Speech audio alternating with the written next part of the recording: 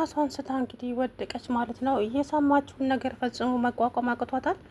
ይሄ ነገር በፍጹም ሊሆን አይችልም፣ አምኜውም ልቀበል የማልችለው ነገር ነው ብላ እንግዲህ እሷን ስታይ ወይዘሪት ሮማንም ራሷን ስታ ወደቀች። ከባድ ችግር ተፈጠረ ማለት ነው። እንግዲህ ቢኒያም ከማንኛው ይሁን ግራ ተጋብቷል፣ ፈዞ ቀርቷል ማለት ነው። እድልንም ደግሞ እንዴት እስከዛሬ ደበቅሽኝ? የሰማሁት ከትላንት ወዲያ ነው። ይሄ ነገር ነበር ሲያስጨንቀኝ ኖሮ። ወይዘሪት ሮማን ታዲያ ተዋረድኩ፣ ተበላሁ። እችን ልጅ በምን ቀን ነው እዚህ ቤት ውስጥ የመጣችሁ? ጉዴን አወጣችሁ፣ ጉዴን አፍረጠረጠችብኝ አይደለ? አሁን ምንድን ነው የማደርገው ስትል እንግዲህ ወይዘሮ ሮማን ያዙኝ ልቀቁኝ አለች ማለት ነው። ከዚህ በኋላ እንግዲህ የሚፈጠሩ ነገሮች ምን ይመስሏቸዋል? እድል አንደኛ ነገር ከዛ ቤት ልትወጣ ትችላለች። ቢኒያም አሁን ላይ ማንንም የማናገር ፍላጎት አይኖረውም፣ ይቆዝማል። እናትየዋ በዛ መሀል ትጨነቃለች። በዛ ላይ ብሌን መሆኗን አውቋል። ትላንትና እንዳያችሁት እንግዲህ ገለጥ አድርጎ ሲያየ ልጅቷን ሽታ ወገቧ ላይ አይቶታል። ስለዚህ እቺ ልጅ የገነት ልጅ መሆኗን አውቋል። ከዚህ በኋላ ብሌንን በፍቅር ዙሪያ ይርቃታል ማለት ነው። ግን እንደ ወንድምነት ይቀርባታል። ደግሞ የተለየ ባህሪ ካሳየባት ምን ሆኖ ነው ምንድን ነው ብላ ትጨነቃለች ማለት ነው። መጨነቋ የማይቀር ነው። ግን ደግሞ በፍቅር አብሯት መቀጠል አይችልም። ምክንያቱም የማይሆን ነገር ነው። የማያዛልቅ ጸሎት ለቅጽበት ይባላል ላይ። ስለዚህ ከዚህ በኋላ እንግዲህ የሚፈጠሩ ነገሮች ከበድ ሊሉ ይችላሉ ማለት ነው። እንግዲህ አሁን ላይ እንዳያችሁት ነው ነገሮቹ ሁሉ። ምክንያቱም እድል መናገር ስለነበረባት ነው። አንደኛ እናቱን እንዳያከብራት ነው። ሁለተኛ በቃ ክፉ ቃል እንዳይናገራት ስለፈለገች ይመስለኛል አሁን እንደዛ እናቱን እንዳያውቅ ያደረገችው። እናም ከዚህ በኋላ እንግዲህ የሚፈጠሩ ነገሮች በጣም ከባድ ናቸው። ዞሮ እንግዲህ ወይዘሮ ሮማን አሁን ላይ በጣም ግራ ተጋብታለች። በሆነው ነገርም ደንግጣለች ማለት ነው። እናም ቢኒያም እንግዲህ ራሱን መቆጣጠር አቅቶታል በዚህ ዙሪያ ማለት ነው። ምክንያቱም የተፈጠረውን ነገር ሁላችንም አይተናል ይመስለኛል። እሱ አልጋ ቤት ይዟት ሄደው ይሄንን ጉድ ለማየት ነበር። ጀርባዋን እንግዲህ ገለጥ አደረገ። በዛ ላይ የእሷን ፎቶ ሲያይ ነው የዋለው ትላንትና እንዳያችሁት። ምክንያቱም ለምን መሰላችሁ? አባባ ወተት ነጭ ነው ካላሉ አይገባህም እንዴ ስላሉት ብቻ ነው። ለዛም ነው እንደዛ ሊናገራት የነበረው ማለት ነው። ስለዚህ ከዚህ በኋላ እንግዲህ የሚመጡ ነገሮች በጣም ከባዶች ናቸው። እንግዲህ ይሄንን ቻሌንጅ ታልፈው ይሆን? ከዚህ በኋላ እንግዲህ ቢኒያም ምን አይነት ውሳኔ ይወስናል? እናቱ ላይ አያናግራትም ወይ? ቤቱን ዘግቶ ለብቻው ይቀመጣል ወይ? ይሄንን ነገር የምታውቀው እንግዲህ እድል ብቻ ናት። በእርግጥም ሮማን ትጠራጠራለች። እድል የሆነ ነገር ነግራው ነው ይሄ ልጅ እንደዚህ የሆነው እንደዚህ የተቀየረው ልትል ትችላለች። ስለዚህ እድልን ታወጣጣታለች። እዛ በኋላ እድል እዛ ቤት ውስጥ ያላት እህል ውሃ አለቀ ማለት ነው።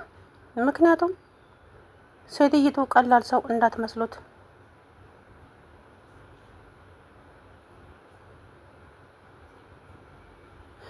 እና እንግዲህ ከባድ ችግር ነው የሚፈጠረው ማለት ነው። ምክንያቱም እድል እንግዲህ መናገር ስለነበረባት ብቻ ተናገረች ማለት ነው። ምክንያቱም አስፈላጊ ስለሆነ ይሄ ልጅ እናቱን እንደፈለገ እየተናገራት ነው። አክስቴ ጥገኛ ነሽ፣ እስከ መቼ ነው ሰው ቤት ጥገኛ ሆነሽ የምትኖሪው? በዛ ላይ ክፉ ሴት ነሽ፣ ክፋትሽ ደግሞ ጎልቶ ይታያል።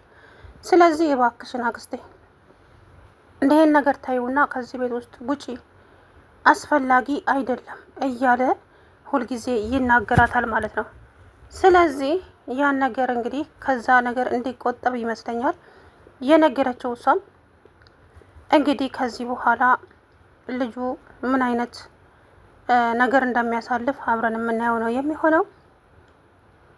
ግን ደግሞ አንዳንዴ ብቻ ከባድ ነው እውነት ለመናገር፣ ለመፍረድም ይከብዳል። ከዚህ በኋላ ምን እንደሚፈጠር ምንም የምናውቀው ጉዳይ የለም ማለት ነው። ዞሮ እድልም እንግዲህ ተናገረች። ከተናገረች በኋላም ይጸጽታት ይሆን አላውቅም። ይህ ከዚህ በኋላ ይዤ መቀመጥ አልችልም፣ እውነታውም መናገር ስለነበረብኝ ነው የነገርኩ አለችው ማለት ነው። ምክንያቱም መናገር ስለነበረባት ግዴታ ነው ማለት ነው። እናም ከዚህ በኋላ እንግዲህ የሚፈጠሩ ነገሮች ሊኖሩ ይችላሉ። አላቅም ብቻ ከባድ ነው የሚሆነው። እድል እንግዲህ ተናግራለች መናገር ያለባትን ነገር ማለት ነው። ስለዚህ አላቅም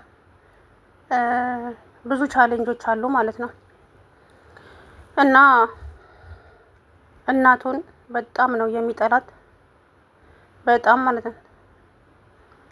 ምክንያቱም ለምንድን ነው የጣልሽኝ? አንቺ እናቴ አይደለሽም፣ አላውቅሽም ሊላት ይችላል። በዛ ሰዓት ደግሞ እሷ በጣም ነው የምትሰበረው ማለት ነው።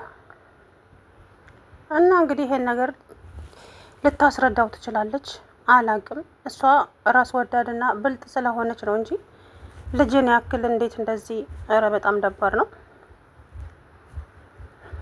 ስለዚህ እንግዲህ ከዚህ በኋላ የሚሆነው ምንድን ነው?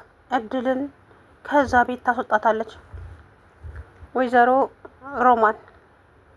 ምክንያቱም ጉዴን አወጣችብኝ ስለምትል ልታስቀምጣት እንኳን አትችልም፣ ደቂቃ ማለት ነው። ይሄ ግልጽ ነው።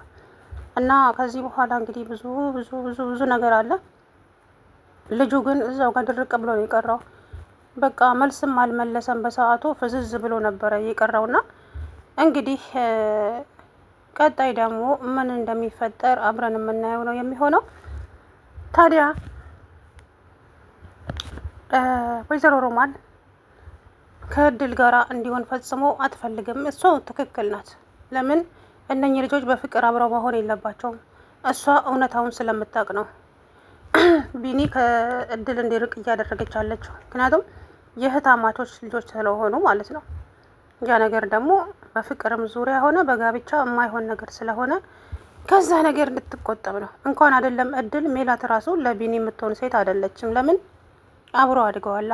እንደ እህትና እንደ ወንድም ነው አንድ ቤት ውስጥ የኖሩት። ስለዚህ ዛሬ ለፍቅር ተነስተው ፍቅረኛ ምናምን ኧረ ይደብራል። እና እንግዲህ ከዚህ በኋላ አብረን የምናየው ይሆናል ማለት ነው።